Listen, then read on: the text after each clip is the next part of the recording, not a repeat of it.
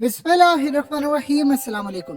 मुस्लिम ममालिक मुंह देखते रहे, इंडिया गजा की जंग में कूद पड़ा है और पहली मर्तबा ओपनली हथियार अब सप्लाई हो गए हैं। यानी इंडिया ने अब फैसला कर लिया है कि उन्होंने इजराइल के साथ मिलकर ये जंग लड़नी है, और वो लड़नी थी उन्होंने। हुआ क्या है, इंडिया ने इजराइल को अब ड्रोन सप्लाई करना शुरू कर दिए हैं। हरमन 900 ये जो ड्रोन्स हैं, ये असल में उन्होंने अब सप्लाई करना शुरू कर दिए हैं इजराइल को।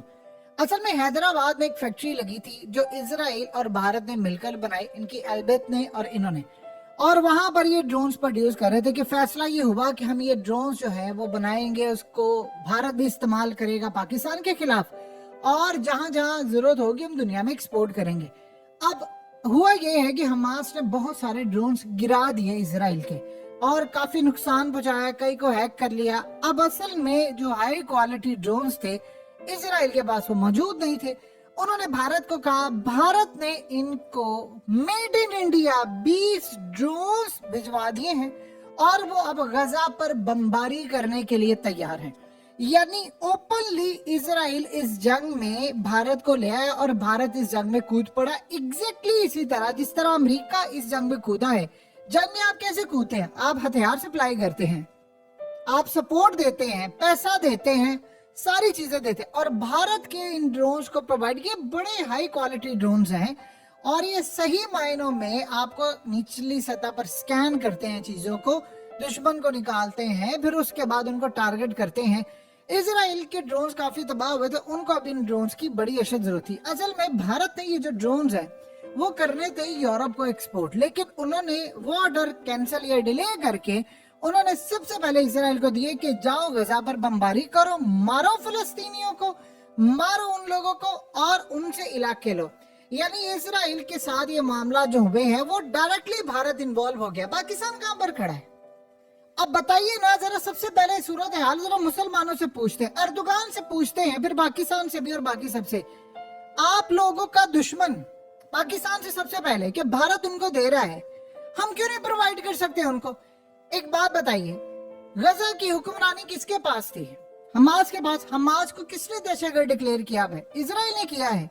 इजराइल के साथ किसने किया हुआ है? उसने इजिप्ट ने किया, और इसके अलावा तो किसी ने नहीं, एक आधे किसी आधे मुल्क है और किसी ने नहीं किया। तो वहां के हुक्मरान थे वो, तो आपने उनकी हुकूमत को सप्लाई क्यों नहीं करे माल?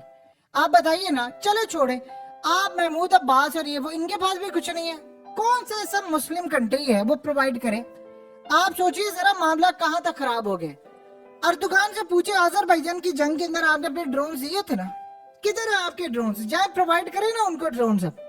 अब जाकर आप महमूद अब्बास या हमास को दे, लड़ाई तो वो करिए, वो तो नहीं कर रहे। आप उनको ड्रोन प्रोवाइड करें कि वो इजराइल का मुकाबला करे। ये क्या ना मजम्मत करते हैं बैठकर जी, वो हमें ये फार्मूला कबूल नहीं है, ड्रामे बंद करें। ये इतने इतने जो बड़े आप पूरी उम्मत मुस्लिमा के अंदर बजट खा रहे हैं, और भाई जाकर मदद करें, या सीधी तरह कह दे हम उनसे लड़ने के काबिल नहीं। भारत ने दुनिया की परवाह की है, प्रोवाइड कर दिए ना ड्रोन, और वो जंग में कूद पड़ा है। अब अगली सूरत हाल समझे, ये जरा मामला समझे। अब ये जंग जो होने जा रही है उसमें आपको बार बार हकीकत टीवी ने बात बताई थी, लड़ाई होनी है रूस की और इसराइल की नियर फ्यूचर। आपको एक बात बताई थी, ईरान के फॉरेन मिनिस्टर की मुलाकात हुई है शाम के फॉरेन मिनिस्टर के साथ। जैसी मुलाकात हुई है उन्होंने ऐलान कर दिया है कि हम इजराइल के खिलाफ जंग का ऐलान करते हैं, डिक्लेयर कर दी वॉर। इसका क्या मतलब है? इसका मतलब बिल्कुल सादा और क्लियर है। हुआ ये है कि ईरान ने उनको गोहेड दे दिया है कि गोलान हाइट्स की आपने हिफाजत करनी है और गोलान हाइट्स आपने वापस लेने हैं। जो ट्रम्प हाइट बन गए हुए हैं, यानी इजराइल के पास जो गोलान हाइट्स है वो सारा इलाका वापस लेना है। गोलान हाइट्स पर फौजें किसकी है? रशिया की। रशिया वहां पर है। देखिए एक बात ध्यान में रखिएगा, रशिया ऐलान नहीं कर सकता डायरेक्टली यदि हम उनसे लड़ाई कर रहे हैं। शाम में ऐलान कर रहे हैं क्योंकि आपको जिस मुल्क ने बुलाया होता है उन्होंने ऐलान करना होता है। असल में अब क्लियर मामला ये हो गया है कि रूस और ईरान, अब उन्होंने ग्रीन सिग्नल दे दिया है शाम को कि आप जंग का ऐलान कर दे इजराइल के खिलाफ, जंग हम आपके बिहाफ पर लड़ेंगे जैसे अमेरिका लड़ा है। वो कैसे जंग होगी? देखिए ये जो पिछले 3-4 महीने हैं, इन 3-4 महीने में आप जानते हैं क्या हुआ? इसराइल की निकल गई है चीखें। इन 3-4 महीनों में सीन कुछ इस तरह से बना है कि इंडिया के बहुत बड़े लोग ज्यादातर वहां पर इजराइल की फौज के साथ जाकर वहां पर लड़ते रहे। इन्होंने बताया नहीं, कुछ पकड़े गए, वो आप सबने देख ली थी उनकी तस्वीरें। अब यहाँ पर वो जो लड़ाई कर रहे हैं, इनको हथियार और असला खुफिया तरीके से शाम में पहुंचाया जाता रहा। उन्होंने इसको सेव किया, जैसे हमास करता रहा काफी अरसे तक। अब हुआ ये है कि रूस ने इनको कह दिया कि आप जंग शुरू कर दें। शाम लड़ पड़े। शाम के मुतालिक जितनी आदीज और पेशन गोइयां हैं कि अखाड़ा मेन ये सजना है, क्योंकि यहाँ से होनी है शुरुआत, सारी दुनिया का मैदान बना और बाद में अमन का गहवारा भी इसी ने बनना है। अब यहाँ पर क्या मामला है कि उन्होंने यहाँ से लड़ाई का आगाज कर दिया। उन्होंने कहा जी हम लड़ाई के लिए तैयार हैं। अब वो असल में इसराइल ने जो 2 दिन 3 पहले हमले किए थे, उसको जो सिस्टम दिया था रूस ने इनको, डिफेंस सिस्टम, उसकी मदद से इन्होंने रोका है। यानी वहां से इसराइल ने मिसाइल फायर किए, ड्रोन्स किए, और रूस का दिया हुआ जो सिस्टम था उसने रोका। तो अब वो काम ये करे हैं कि रोकने के अलावा उन्होंने हमला करना है इसराइल पर। इसराइल ने इस जंग को बढ़ा दिया है। देखिए उन्होंने रफा की साइड पर भी हमला शुरू कर दिया है, उन्होंने लेबनान पर भी हमला शुरू किया है, और 4 जगहों से लड़ाई करे।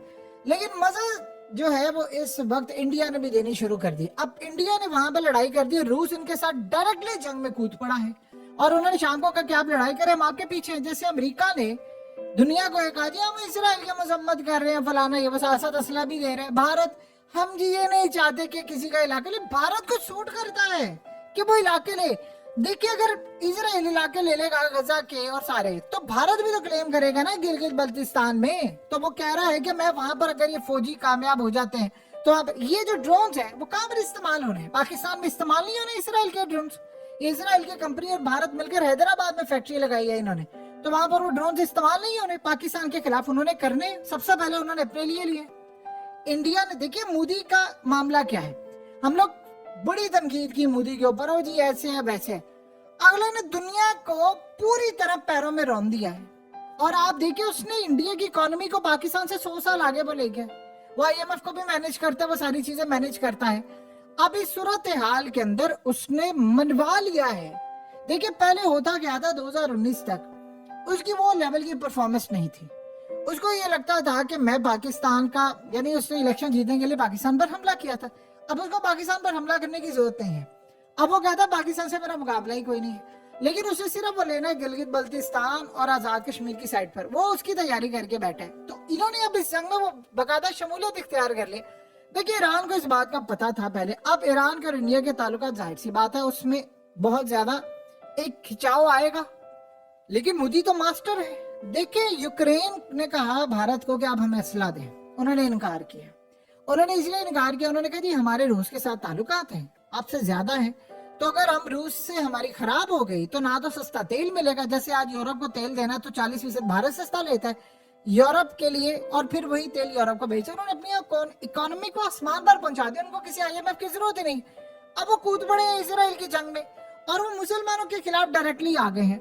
रूस ने तो इस जंग में शमूलियत इख्तियार कर ली है, वहां से वो लड़ाई करेंगे, रूस उसको बैकअप करेगा। अब डायरेक्टली लड़ाई होगी रूस और इसराइल की, और रूस ने फिर वो लम्हा आएगा कि जब रमजान का तारीफ को वो जब बुलाएंगे और कहेंगे कि आप आए यहाँ पर, पहले वो लड़ाई करते रहेंगे, फिर उसके बाद लड़ाई होगी।